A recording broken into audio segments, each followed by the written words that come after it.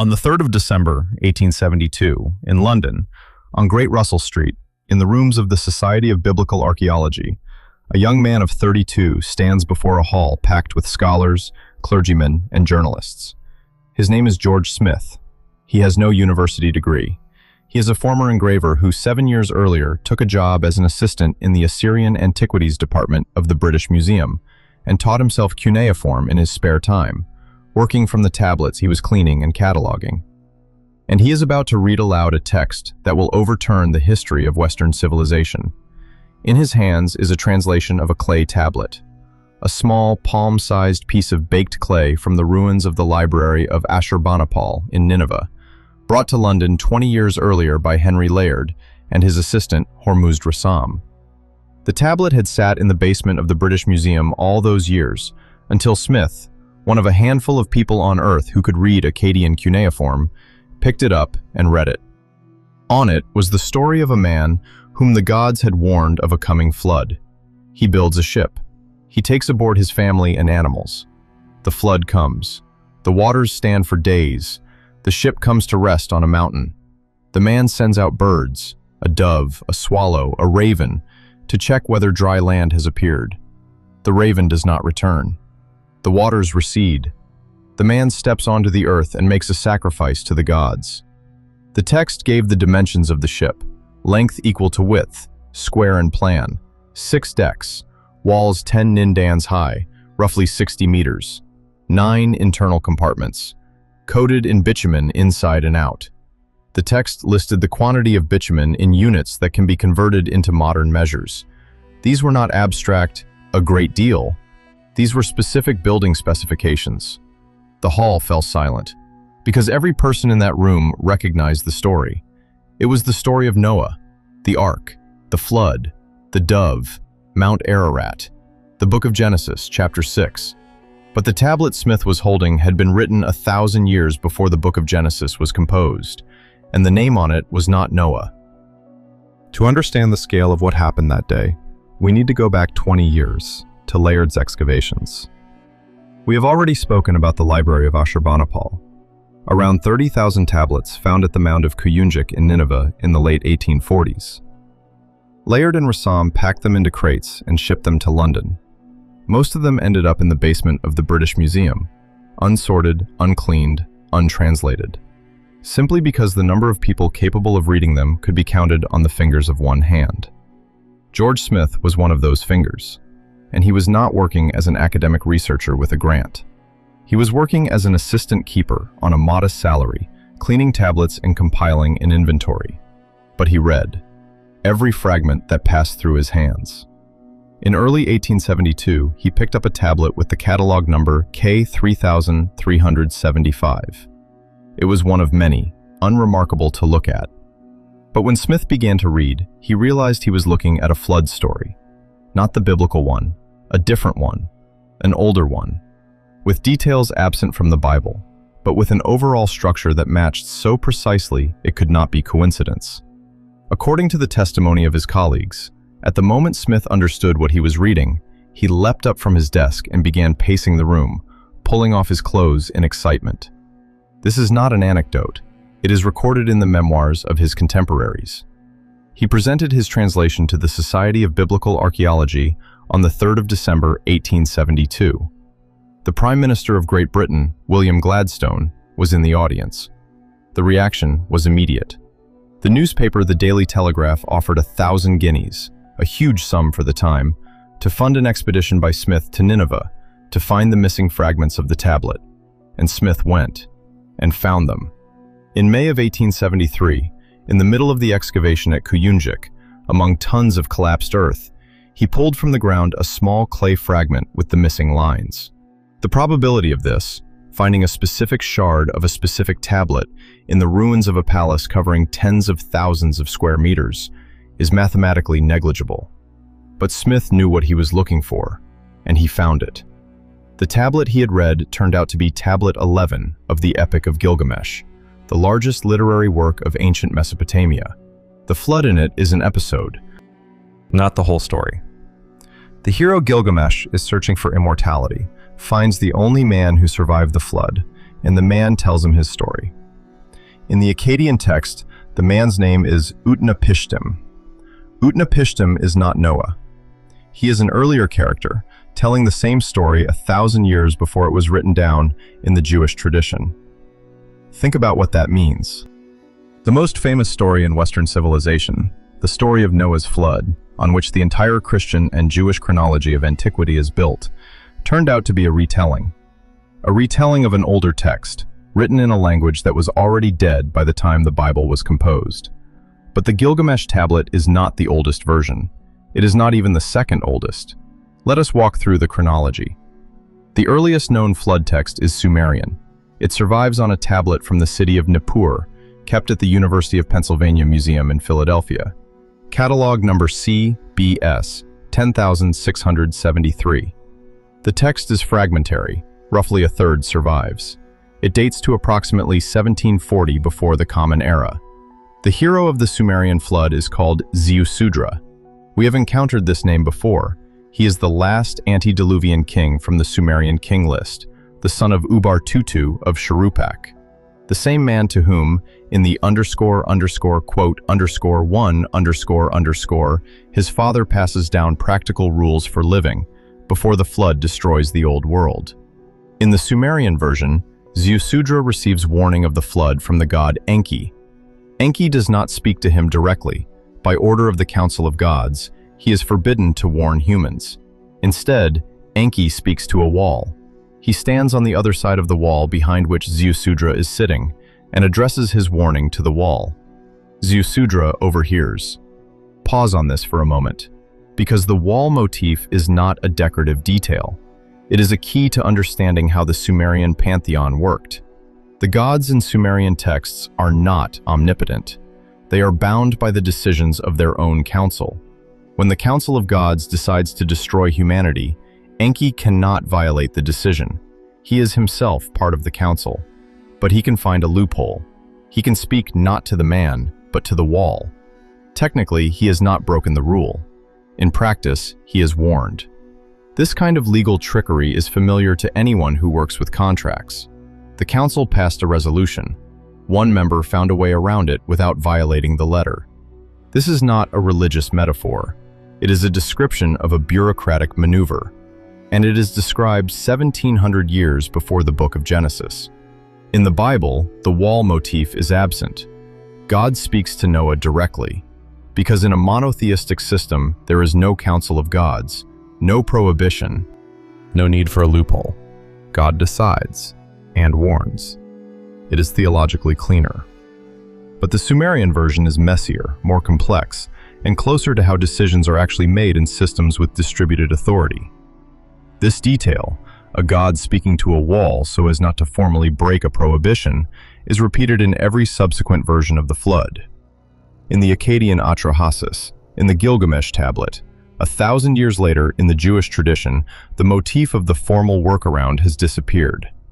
The next version in chronological order is Akkadian, the Epic of Atrahasis.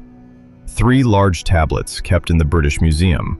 The text dates to roughly the 17th century before the Common Era, almost contemporaneous with the Sumerian version, but more complete. In Atrahasis, the flood story is set within a large-scale cosmology. The gods create humans to do their work for them. Humans multiply. It gets noisy. The gods cannot sleep. They decide to destroy humanity, first with plague, then with drought, then with flood. Atrahasis, a wise man from Shuruppak, each time finds a way to survive. Before the final flood, Enki warns him through the wall. Atrahasis builds a ship. The text describes its construction, round, like an enormous basket, coated in bitumen inside and out. This is a detail that distinguishes the Mesopotamian versions from the biblical one. In the Bible, the ark is described as rectangular. In the Mesopotamian texts, round. And here I need to mention one more artifact, because in 2014, the British Museum curator Irving Finkel published a book that added to this story a detail no one had expected.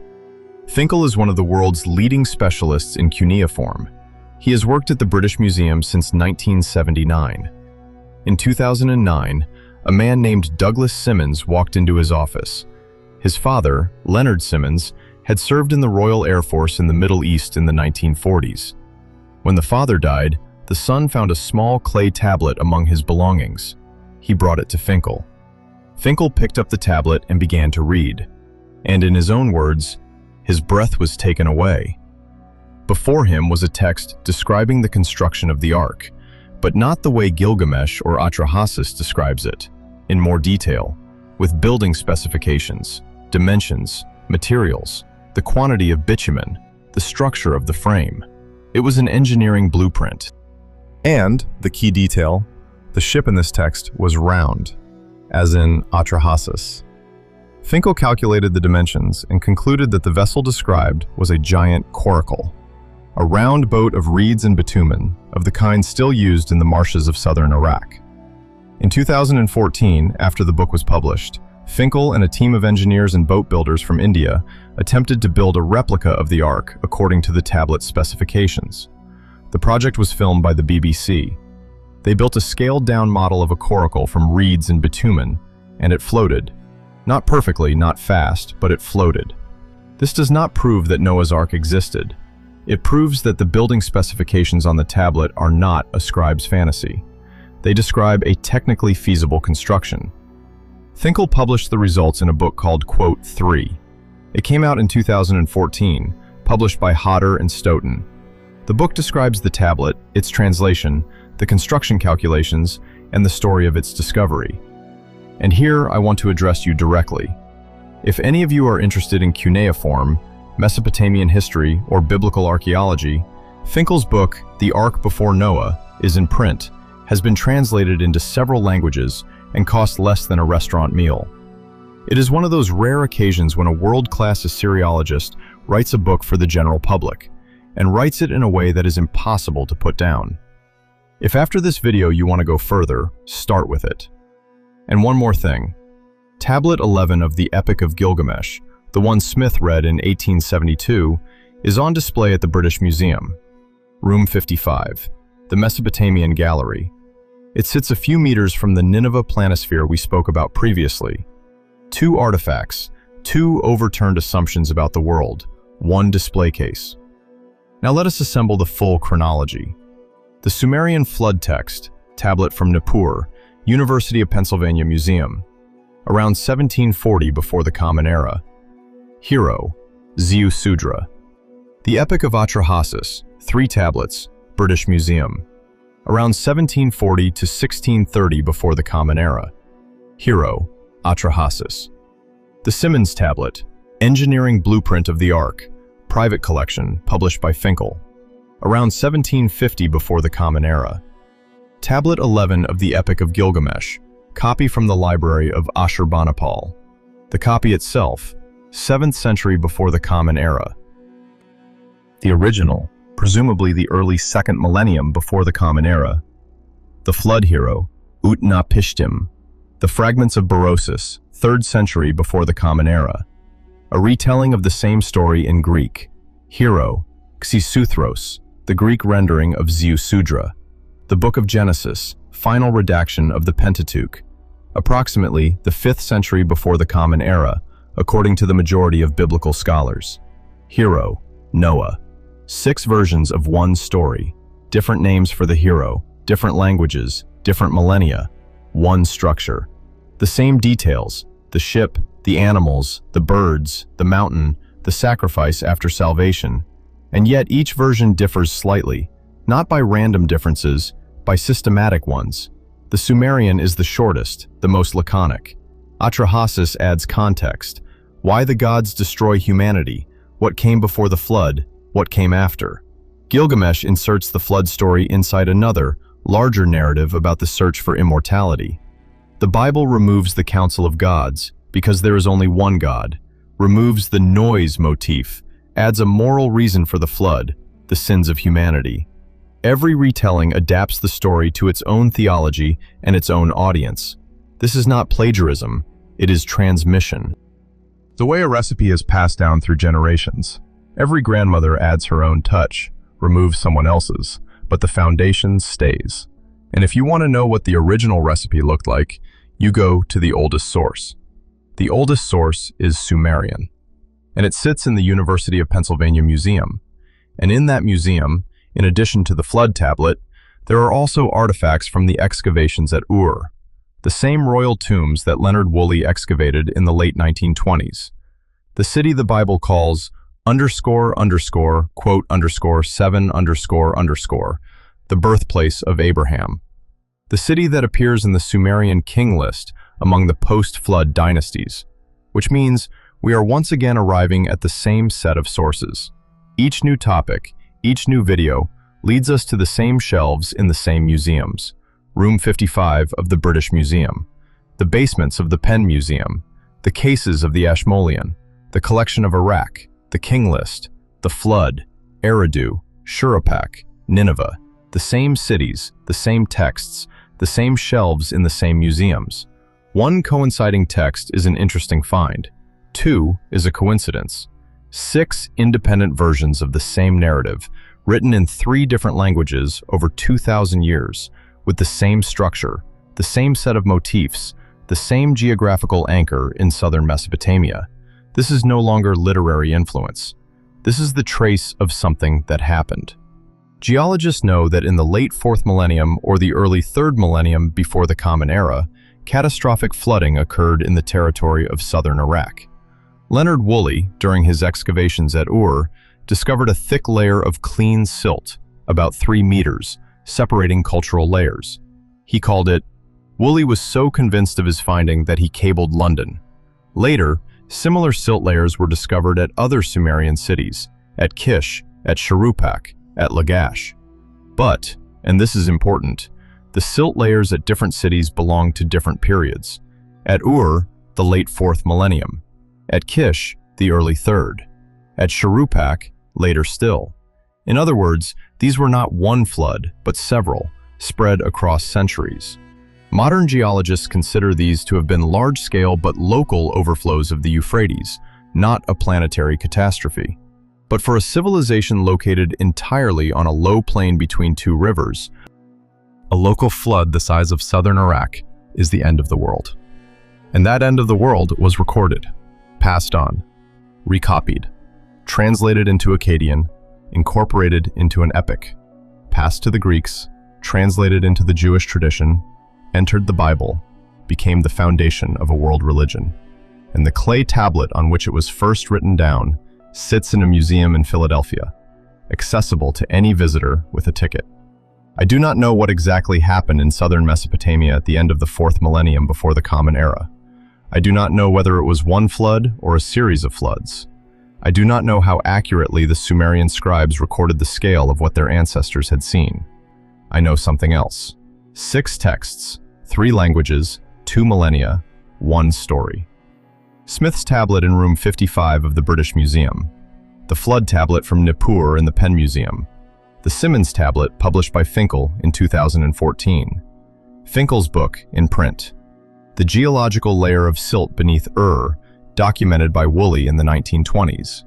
And between all of these facts, between the tablets, between the museums, between the geological layer and the 6 retellings, a line that someone drew long ago and that academic tradition still debates as if it were still an open question. The tablets exist, the translations are published, the chronology is established, the geological trace is documented. The question of what exactly the Sumerian scribes wrote on clay around 1740 before the Common Era, and what from that record survived into the 6th chapter of the Book of Genesis, has been open since the 3rd of December, 1872, when George Smith stood before a hall and read aloud a story that was older than the Bible.